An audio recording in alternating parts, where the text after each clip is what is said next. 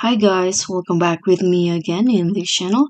On today's tutorial, I'm going to show you how you can blur background in the CapCut PC. So if you want to have a blurry background on your videos, you can follow these steps. First, just add the videos that you want to edit into the timeline. Then copy and paste it just like this. Okay, so after that you can click on the second video or the one at the top and remove its background. So click on the remove background and you can use auto removal or custom removal. Here I'm going to just use the auto removal to make it quick. Okay, once the background of the overlay has been deleted, you can go straight to effects.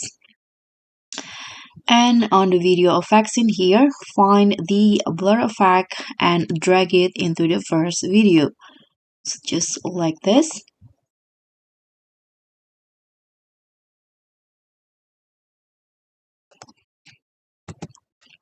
Now you can just adjust the intensity of the blur to make it more natural. You can just set the blur not to hide. So I'm going to just set it to around 20 or 15. So this is the final look. And so that's all for me. Thank you so much for watching. Don't forget to like, comment, and subscribe. Also, click on the thanks. Bye.